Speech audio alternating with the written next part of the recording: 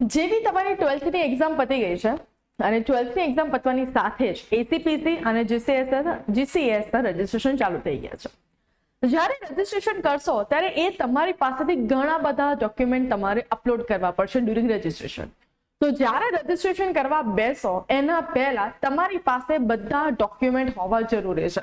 જો એમાંથી કોઈ પણ ડોક્યુમેન્ટ મિસિંગ હશે તો તમારું ત્યાં રજીસ્ટ્રેશન કમ્પ્લીટ નહીં થાય। તો બસ આજનો વિડીયો ખાલી ને ખાલી તમારા માટે છે એ જાણવા માટે કે એવા તો કયા ડોક્યુમેન્ટ છે જે તમારે રજીસ્ટ્રેશન પહેલા તમારી સાથે પ્રોપર ફોર્મેટમાં હોવા જરૂરી છે। તો ચલો શરૂ કરીએ છીએ આજના વિડીયોની। મારું નામ છે ભૂમિ પટેલ, તમારા બધાનું સ્વાગત છે પ્રિય જ્ઞાનપીઠ યુટ્યુબ ચેનલ પર। વિડીયો બધાને બને ત્યાં સુધી શેર કરજો લોકોને, જેથી અમને ખબર પડે કે કયા કયા ડોક્યુમેન્ટ સાથે રાખવા જરૂરી છે। વિડીયોને લાઈક કરજો અને બધાને શેર કરી દેજો।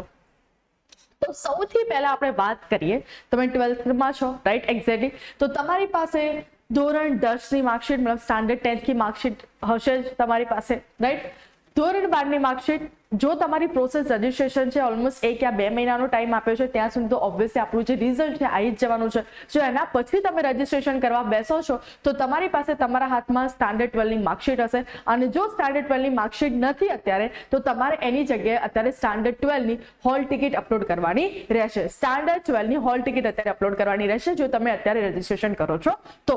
નેક્સ્ટ છે અટેમ્પ્ટ સર્ટિફિકેટ। તમે જ્યારે સ્ટાન્ડર્ડ 10 માં એક્ઝામ આપી હતી ત્યારે તમને એક અલગથી યલો કલરનું કાગળ આપ્યું હતું ગવર્મેન્ટ મતલબ આપણા બોર્ડ તરફથી, કે જેથી તમને એ શો લખેલું હતું કે આ જે સન છે કે આ તમારો ડોટર છે કે આ કોઈ પણ પર્સન છે એને એક અટેમ્પ્ટમાં યા ફિર 2 અટેમ્પ્ટમાં કેટલી વારમાં આ એને બોર્ડની એક્ઝામ ક્લિયર કરી હતી, એ સર્ટિફિકેટ પણ તમારી સાથે હોવું જરૂરી છે। નેક્સ્ટ છે જો તમે ગુજસેટ આપ્યો તો ગુજસેટ JEE નીટ એની માર્કશીટ એ નથી તો તમારે એની હોલ ટિકિટ પણ અપલોડ તમે કરી શકો છો અત્યારે। નેક્સ્ટ છે પાસપોર્ટ સાઇઝના ફોટા ના પડાયો તો પડાઈ દેજો દોસ્તો। અપડેટ થયેલું આધાર કાર્ડ, ફોર એક્ઝામ્પલ તમે ક્યાં મૂવ થયા છો તો તમારું એડ્રેસ ગલત છે અથવા તો તમે આધાર કાર્ડ જોડે તમારો મોબાઈલ નંબર લિંક નથી કર્યો તો એ બધી જ પ્રોસેસ તમારે જે આ 1 મહિનાનો ટાઈમ મળ્યો છે એમાં કરી લેવાની વિનંતી છે। ઇમ્પ્રુવમેન્ટ પહેલા બધી જ પ્રોસેસ કરી દેજો, કારણ કે જો ઇમ્પ્રુવમેન્ટનું રિઝલ્ટ આવીને પછી દોડાદોડી ચાલુ થશે એ વખતે આ બધું કામ કરવા માટે ટાઈમ તમને નહીં મળે। તમને બધાને ખબર છે કે ગવર્મેન્ટમાં જો આપણે પોતાનું કામ કઢાવવું હોય તો કેટલો સમય લાગે છે। તો જેટલા પણ પેરેન્ટ્સ આ વિડીયો જોવે છે આ વિડીયો ખાસ એમને બહુ નમ્ર વિનંતી છે કે આ બધી જ જેટલી બી રિક્વાયરમેન્ટ છે જો તમારી પાસે અવેલેબલ ડોક્યુમેન્ટ નથી તો એને તમે કઢાવવાનું ચાલુ કરી દેજો।